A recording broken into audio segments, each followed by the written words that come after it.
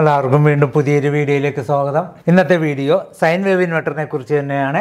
എല്ലാവരും അവസാനം വരെ കാണണമെന്ന് അഭ്യർത്ഥിക്കുന്നു. നമ്മളിവിടെ അവതരിപ്പിക്കുന്നത് പ്യൂർ സൈൻ വേവ് ഇൻവെർട്ടറിൽ ഉപയോഗിക്കുന്ന സ്റ്റെപ്പ് വൈൻഡിങ് ട്രാൻസ്ഫോമറിനെ കുറിച്ചാണ്. അപ്പോൾ നിങ്ങൾ ആദ്യമായിട്ടാണ് ഈ വീഡിയോ കാണുന്നതെങ്കിൽ, അല്ലെങ്കിൽ നിങ്ങൾക്ക് ഈ വീഡിയോ ഉപകാരപ്രദമാണെങ്കിലോ ഇഷ്ടമാണെങ്കിലോ ലൈക്ക് ചെയ്യുകയും ഷെയർ ചെയ്യുകയും സബ്സ്ക്രൈബ് ചെയ്യുകയും കൂടാതെ ഞാനിടുന്ന വ്യത്യസ്തമായിട്ടുള്ള ടെക്നിക്കൽ വീഡിയോകൾ ഉടൻ തന്നെ നിങ്ങൾക്ക് ലഭിക്കുന്നതിനായി താഴെയുള്ള ബെല്ലൈക്കൻ എനേബിൾ ചെയ്യണമെന്ന് കൂടി അഭ്യർത്ഥിക്കുന്നു. നമുക്ക് നേരെ വീഡിയോയിലേക്ക് കിടക്കാം. അപ്പോൾ നമ്മളിവിടെ അവതരിപ്പിക്കുന്നത് 24 വോൾട്ടിന്റെ 43ൽ 5 ഇഞ്ച് വരുന്ന ട്രാൻസ്ഫോമറാണ് വൈൻഡ് ചെയ്യുന്നത്. അപ്പോൾ ഓൾറെഡി നമ്മൾ ഒത്തിരി ട്രാൻസ്ഫോമറുകൾ വൈൻഡ് ചെയ്തതുകൊണ്ട്, ഇല്ലെങ്കിൽ വൈൻഡ് ചെയ്യുന്ന പ്രോസസ്സ് കാണിച്ചതുകൊണ്ട് നമ്മളിത് വൈൻഡിങ് വീഡിയോകൾ കാണിക്കുന്നില്ല.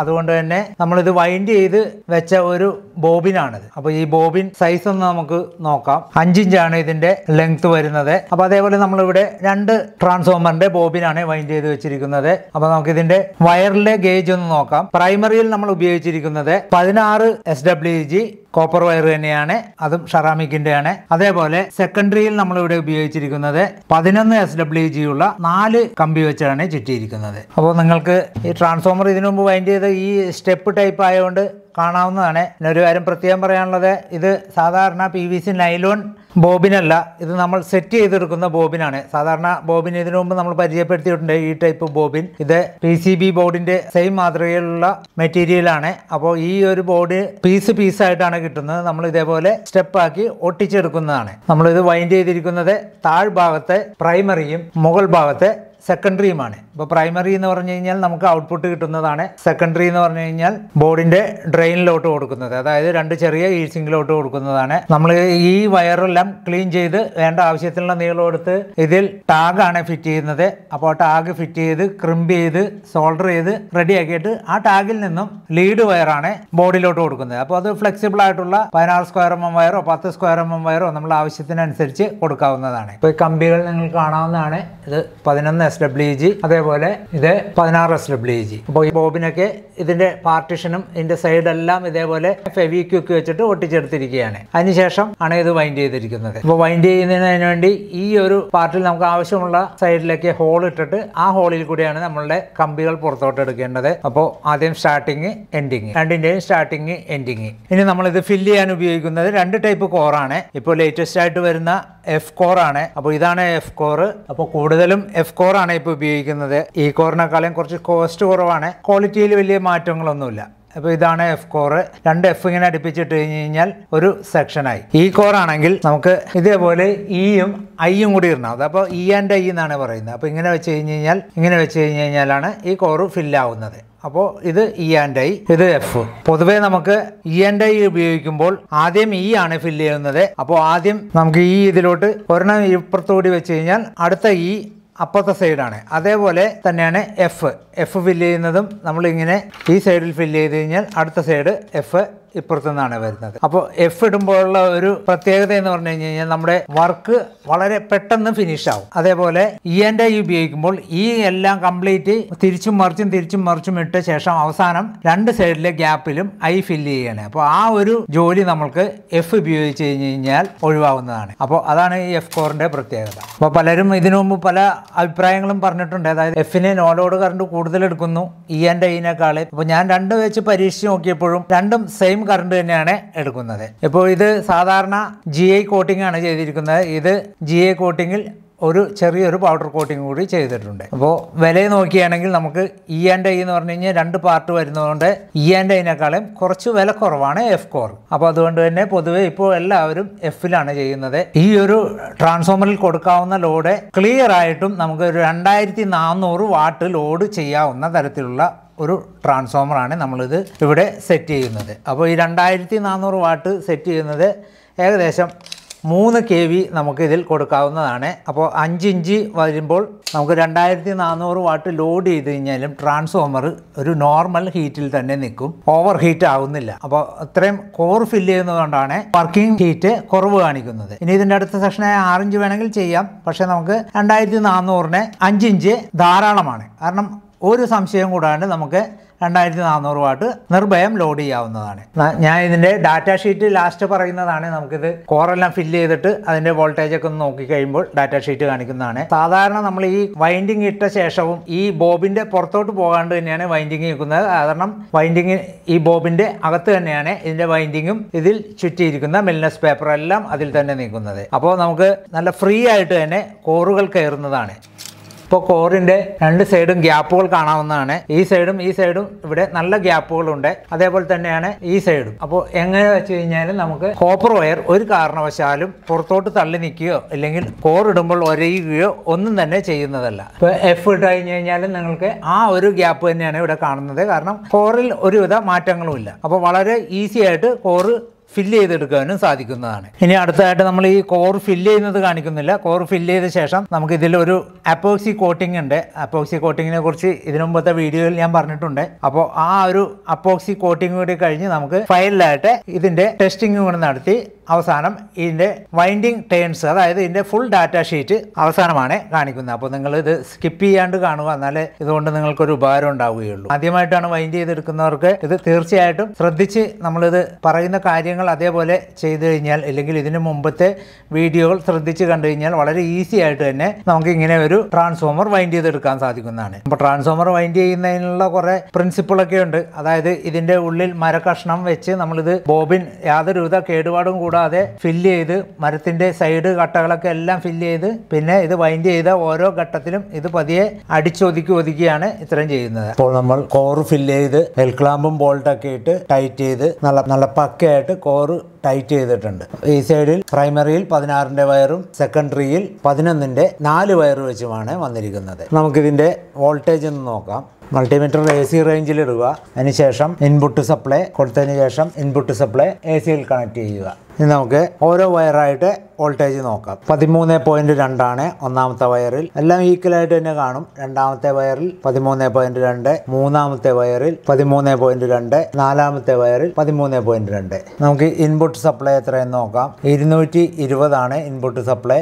ഇൻപുട്ടിൽ വരുന്ന വോൾട്ടേജിന്റെ വ്യതിയാനം തന്നെ ഇവിടെ കാണിക്കുന്നതാണ്. വോൾട്ടേജ് ഇൻവെർട്ടർ മോഡിലുള്ള വോൾട്ടേജ് ആണ് നമുക്കിപ്പോൾ ഇവിടെ ലഭ്യം. KCB മോഡ് ലഭ്യമല്ല. KCB ഔട്ടായിരിക്കുന്നതുകൊണ്ട് ഇൻവെർട്ടറിലാണ് ഞാനിപ്പോൾ ചെക്ക് ചെയ്തിരിക്കുന്നത്. അപ്പോൾ ഇൻവെർട്ടറിൽ 220 വോൾട്ട് ആണ് വരുന്നത്. അപ്പോൾ സൈൻ വേവിന്റെ 220 വോൾട്ട് നമ്മൾ ഇൻപുട്ട് കൊടുത്തപ്പോൾ ഇവിടെ 13.2 ആണ്. അപ്പോൾ ഇൻപുട്ടിൽ വോൾട്ടേജിൽ മാറ്റം വരുന്നതനുസരിച്ച് നമുക്ക് ഔട്ട്പുട്ടിലും ചെറിയൊരു വ്യത്യാസം വരും. ഇപ്പം നമ്മൾ ഈ വൈൻഡിങ് ചെയ്തിരിക്കുന്നത്, അതായത് പ്രൈമറി വൈൻഡിങ് ചെയ്തിരിക്കുന്നത് 250 വോൾട്ടേജിനാണ്. സാധാരണ നമുക്ക് ഷോപ്പിൽ നിന്നൊക്കെ വാങ്ങാൻ കിട്ടുന്നത് 230 വോൾട്ടിനായിരിക്കുള്ളൂ. കാരണം അത്രയും കോപ്പറിന്റെ ചെലവ് കുറക്കാം. അപ്പോൾ അതുകൊണ്ട് തന്നെയാണ് 220 വോൾട്ട് കൊടുത്തു കഴിഞ്ഞ് കഴിഞ്ഞാലും ഔട്ട്പുട്ടിൽ 15 വോൾട്ട് വരും. നമുക്ക് നോർമലി 24 വോൾട്ട് സിസ്റ്റം വർക്ക് ചെയ്യുവാനായിട്ട് 12 വോൾട്ടിനും 16 വോൾട്ടിനും ഇടയിൽ മതി നമുക്ക് ഔട്ട്പുട്ട് 220 കൃത്യമായിട്ട് കിട്ടുന്നതാണ്. അപ്പോൾ നമ്മൾ ഈ ചെയ്തിരിക്കുന്ന ട്രാൻസ്ഫോമർ പക്ക വൈൻഡിങ് ആണ്. അതായത് നമ്മൾ ഷോപ്പിൽ നിന്ന് വാങ്ങുമ്പോൾ പ്രൈമറിയിലെ ഗേജിൽ ചെറിയൊരു കുറവ് കാണാം. അതേപോലെ സെക്കൻഡറിയിലെ ഗേജിൽ കുറവ് കാണാം. അതല്ലെങ്കിൽ സെക്കൻഡറിയിലെ ഗേജിലെ എണ്ണം കൂട്ടിയിട്ടിട്ട് ഗേജ് കുറക്കും. അപ്പോൾ പൊതുവെ 4 കമ്പിയാണ് വരുന്നത്. നമ്മളിവിടെ 11ന്റെ വയർ 4 ഇടുമ്പോൾ നമുക്ക് വാങ്ങാൻ കിട്ടുന്നത് പലതും 12ന്റെ വയറാണ്. അപ്പോൾ ഒരു പോയിന്റ് ഗേജ് കുറവാണ്. അതേപോലെ ഈ പ്രൈമറിയിലാണെങ്കിൽ നമ്മളിവിടെ 16 ഇട്ടപ്പോൾ നമുക്ക് ഗേജ് കുറച്ച് അവർ ചെറിയൊരു മാറ്റം വരുത്തി നമുക്കത് 17 ഗേജിലാണ് തരുന്നത്. അപ്പോൾ നമ്മൾ വാങ്ങുന്നതും നമ്മൾ ഉണ്ടാക്കിയെടുക്കുന്നതും തമ്മിലുള്ള വ്യത്യാസം അതാണ്. നമ്മൾ പക്കയായിട്ട് നമ്മൾ ഉണ്ടാക്കിയെടുക്കുകയാണെങ്കിൽ നമുക്ക് ഈ ഒരു റേഞ്ചിലാണ് 43 5 ഇഞ്ചിൻ്റെ ട്രാൻസ്ഫോമർ 2400 വാട്ട് ലോഡ് ചെയ്യാവുന്ന തരത്തിലുള്ള ഔട്ട്പുട്ട് കിട്ടുന്നതിന് വേണ്ടി ഉണ്ടാക്കിയെടുക്കുന്നത്. അപ്പോൾ വാങ്ങുന്നതും നമ്മൾ ഉണ്ടാക്കിയെടുക്കുന്നതും തമ്മിലുള്ള വ്യത്യാസം വിലയിൽ കുറവായിരിക്കുള്ളൂ വാങ്ങുന്നത്. പക്ഷെ നമ്മൾ ഉണ്ടാക്കി വരുമ്പോഴത്തേക്കും ചെലവ് കൂടും. അതായത് നമ്മൾ നമ്മളുടെ ചോയ്സിനനുസരിച്ച്, അതായത് നമ്മളുടെ തിയറിറ്റിക്കൽ പ്രകാരമാണ് നമ്മൾ ഇത് വൈൻഡ് ചെയ്തെടുക്കുന്നത്. അപ്പോൾ 250 വോൾട്ടിന് ആരും ചെയ്യാറില്ല. 250 വോൾട്ടിന് ചെയ്യണമെന്ന് പറയുന്നത് ഇൻപുട്ട് ലൈൻ 250 വോൾട്ട് വരെ വന്നു കഴിഞ്ഞ് കഴിഞ്ഞാലും നമ്മൾ ട്രാൻസ്ഫോമർ നോർമൽ ഹീറ്റിൽ വർക്ക് ചെയ്യുന്നതാണ്. അതായത് ഇപ്പോൾ 230, 35 അല്ലെങ്കിൽ 40, 45, 46, 250 വോൾട്ട് വരെ വരുന്ന സ്ഥലങ്ങളുണ്ടാകാം. പകലാണെങ്കിൽ വോൾട്ടേജ് നല്ല ഹൈ ആയിരിക്കും. രാത്രി പീക്ക് ടൈം ആയതുകൊണ്ട് വോൾട്ടേജ് കുറയും. അപ്പോൾ അങ്ങനെ വരുന്ന സമയത്ത് ഔട്ട്പുട്ട് വോൾട്ടേജ് നമ്മൾ ഈ തിയറിറ്റിക്കലായി ചെയ്തിരിക്കുന്ന 15 വോൾട്ടിൽ വന്ന് നിൽക്കും. അപ്പോൾ മാക്സ് പോയി കഴിഞ്ഞ് കഴിഞ്ഞാൽ തന്നെ, അതായത് 250 വോൾട്ട് മാക്സിമം കിട്ടിയാൽ തന്നെയാണ് നമുക്ക് ഇതൊരു 15 വോൾട്ട് 16 വോൾട്ട് അടുത്ത് വരുന്നത്. അതല്ലെങ്കിൽ 12നും 16നും ഇടയിലാണ് നമുക്ക് ഔട്ട്പുട്ട് കിട്ടുന്നത്. അപ്പോൾ സാധാരണ 230 വോൾട്ടിന് ചെയ്യുന്ന ട്രാൻസ്ഫോമർ ആണെങ്കിൽ നമ്മുടെ നിലവിലുള്ള വോൾട്ട് എത്രയാണോ ആ വോൾട്ടിനനുസരിച്ച് നമുക്കിവിടെ മാക്സിമം വോൾട്ടായിട്ട് കിട്ടും. കാരണം അവിടെ 230 ചെയ്തിട്ടുള്ളെങ്കിൽ നമ്മളിവിടെ 230 വോൾട്ടിന് അടുത്ത് കൊടുക്കുകയാണ്. KCB ഇപ്പോൾ 230 35 ഉണ്ടെങ്കിൽ തന്നെ ഇവിടെ നമുക്കൊരു 15 വോൾട്ട് കാണും. അപ്പോൾ അത്രയും വോൾട്ടേജ് നമ്മളിതിൽ കൊടുക്കുമ്പോൾ, അല്ലെങ്കിൽ 230 ചെയ്യുമ്പോൾ 240 45 അല്ലെങ്കിൽ 35 കയറി വരുമ്പോൾ ട്രാൻസ്ഫോമർ ചൂടായി തുടങ്ങും. അപ്പോൾ നോർമൽ ഹീറ്റിൽ നിന്നും എക്സസ് ഹീറ്റിലോട്ട് ട്രാൻസ്ഫോമർ വരും. അപ്പോൾ ട്രാൻസ്ഫോമർ ഏകദേശം നന്നായിട്ട് ചൂടായിരിക്കും എപ്പോഴും. അതായത് ചാർജിങ് മോഡിലാണ് ആ ഒരു സ്റ്റേജ് വരുന്നത്. അപ്പോൾ എപ്പോഴും ട്രാൻസ്ഫോമർ നോർമലി ഉള്ള ഹീറ്റ് ഉണ്ടെങ്കിൽ ഈ ട്രാൻസ്ഫോമറിൻ്റെ ലൈഫ് വളരെയധികം കൂടുതലായിരിക്കുള്ളൂ.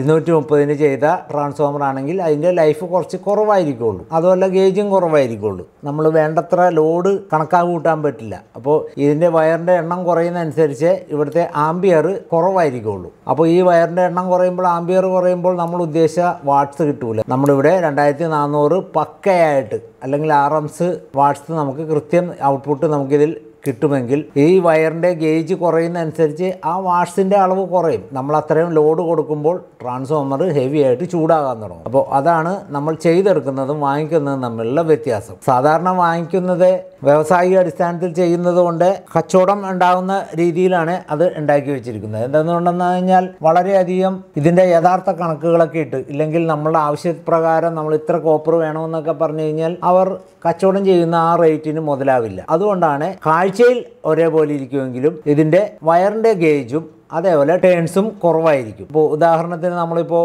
കാലങ്ങളായിട്ട് ഏതെങ്കിലും ഒരു കമ്പനിയുടെ ചെറിയൊരു ബിസ്ക്കറ്റ്, ഇവിടെ വരുന്ന ബ്രിട്ടാനിയ ബിസ്ക്കറ്റൊക്കെ നമ്മൾ നോക്കുകയാണെങ്കിൽ അതിന് ചിലപ്പോൾ 10 രൂപയായിരിക്കുള്ളൂ, നേരത്തെയും 10 രൂപയായിരിക്കുള്ളൂ. പക്ഷേ അതിൻ്റെ ഗ്രാമിൽ അവർ കുറവ് വരുത്തുന്നു. അതേപോലെ തന്നെയാണ് നമുക്ക് വാങ്ങാൻ കിട്ടുന്ന ട്രാൻസ്ഫോമർ. ഇപ്പോൾ ഈ ഒരു ട്രാൻസ്ഫോമർ നമ്മൾ പക്കയായിട്ട് ചെയ്ത് എടുക്കുമ്പോൾ ഇതിൻ്റെ നോർമൽ ഹീറ്റ് ആയിരിക്കുള്ളൂ വർക്കിങ്ങിൽ. നമ്മളിപ്പോൾ ഇതിൽ അഡീഷണൽ ആയിട്ട് ഇതിൽ ഒരു തെർമൽ കോട്ടിങ്ങും കൂടി അപ്ലൈ ചെയ്യുന്നുണ്ട്. അതായത് ഒരു തരം അപ്പോക്സിയാണ്, ഈ ട്രാൻസ്ഫോമറിൽ മാത്രം കോട്ട് ചെയ്യുന്ന ഒരു അപ്പോക്സി. അപ്പോൾ ആ ഒരു അപ്പോക്സി നമ്മൾ ഇതിൽ അപ്ലൈ ചെയ്ത് കഴിയുമ്പോഴത്തേക്കും ഈ കോറിൻ്റെ ചെറിയ ഗ്യാപ്പുകൾ പൂർണ്ണമായിട്ടും അടഞ്ഞ് ഇതിൽ ഒരു ഗ്ലേസ്ഡ് കോട്ടിങ് വരും. അതായത് ഈ കോറുകളെല്ലാം ഒരുമിച്ച് കൂട്ടി കട്ടപ്പിടുത്തം പിടിക്കും.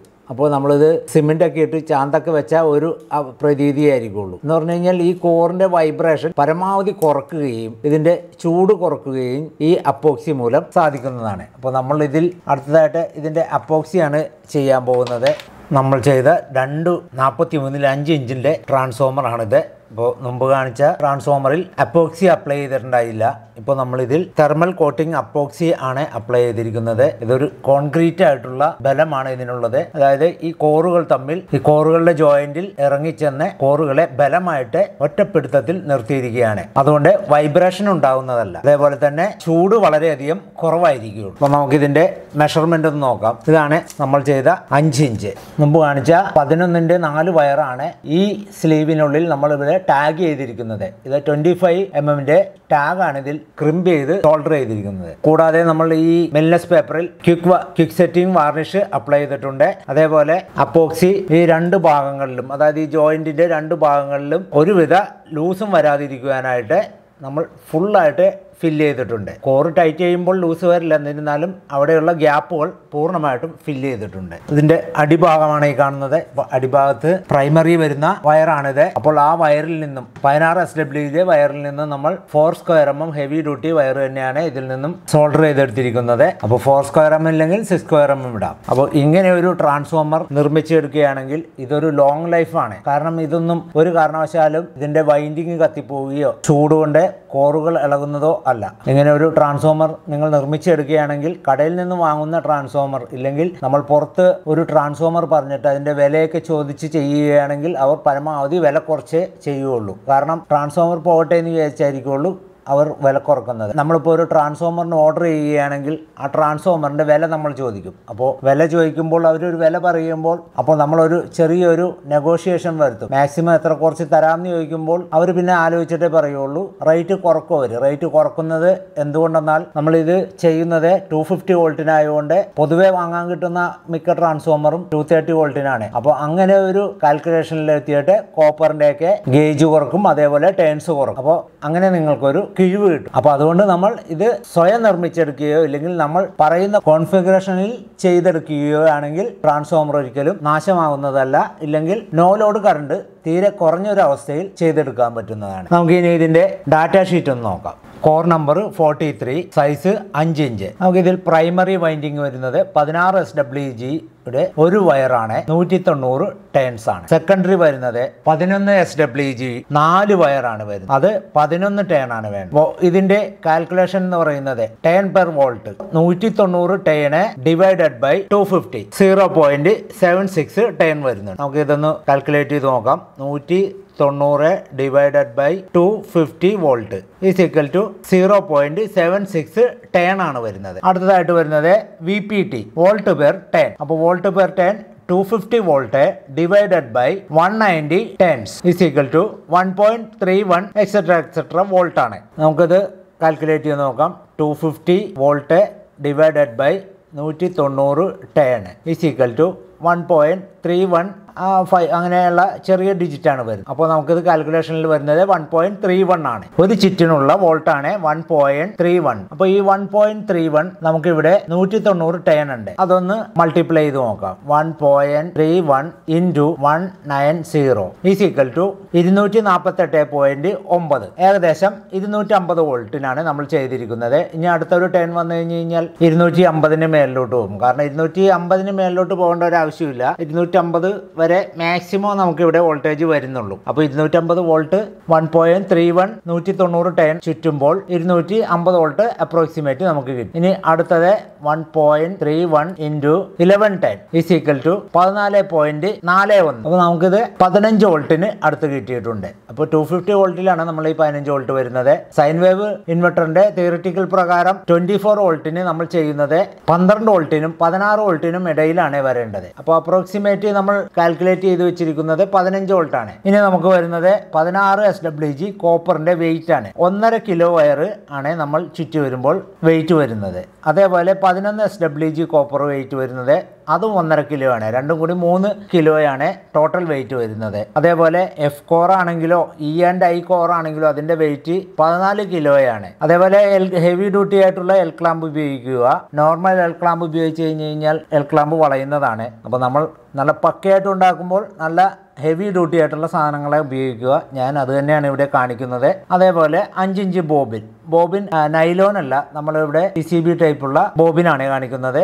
അത് നമുക്ക് ഇതിവിടെ സെറ്റ് ചെയ്തെടുക്കാൻ വലിയ ബുദ്ധിമുട്ടൊന്നുമില്ല. അത് ഒരെണ്ണമാണ്. പിന്നെ ഇതിൻ്റെ എല്ലാം ടോട്ടൽ വെയിറ്റ് വരുന്നത് 17.5 കിലോ, അപ്രോക്സിമേറ്റ് 18 കിലോയാണ്. അപ്പോൾ നമ്മൾ എങ്ങനെയാണോ ചെയ്ത് വരുന്നത് അതിനനുസരിച്ച് വരും. ഞാനിപ്പോൾ ചെയ്തത് 17.5-ൽ കൂടുതലുണ്ട്. അപ്പോൾ അപ്രോക്സിമേറ്റ് നമ്മളിപ്പോൾ കോമൺ ആയിട്ട് ചെയ്യുകയാണെങ്കിൽ ഏകദേശം ഒരു 17.5 കിലോ അല്ലെങ്കിൽ 18-ൽ താഴെ വരുന്നതാണ്. അപ്പോൾ ഇതാണ് ഇതിൻ്റെ ഡാറ്റ ഷീറ്റ്. അപ്പോൾ ഇതിൽ നിങ്ങൾക്ക് എന്തെങ്കിലും ഡൗട്ട്സ് ഉണ്ടെങ്കിൽ കമൻറ്റ് ബോക്സിൽ കമൻറ്റ് ചെയ്താൽ മതി, ഞാൻ അതിനുള്ള മറുപടി തരുന്നതാണ്. ഇത്രയും നേരം ഈ വീഡിയോ കണ്ടിരുന്ന നിങ്ങൾക്ക് എല്ലാവർക്കും എൻ്റെ നന്ദി. ഇങ്ങനെയാണ് നമ്മൾ നല്ല പക്കയായിട്ടുള്ള അല്ലെങ്കിൽ നല്ല ഹെവി ഡ്യൂട്ടി ലോങ് ലൈഫ് ആയിട്ടുള്ള 24 വോൾട്ടിൽ പ്രവർത്തിക്കുന്ന പ്യൂർ സൈൻ വേവ് ഇൻവെർട്ടറിന്റെ ട്രാൻസ്ഫോമർ വൈൻഡ് ചെയ്തെടുക്കുന്നത്. വീണ്ടും മറ്റൊരു വ്യത്യസ്തമായിട്ടുള്ള ടെക്നിക്കൽ വീഡിയോയുമായി വരുന്നവരെ നിങ്ങൾക്ക് എല്ലാവർക്കും ഒരിക്കൽ കൂടി എൻ്റെ നന്ദി, നമസ്കാരം.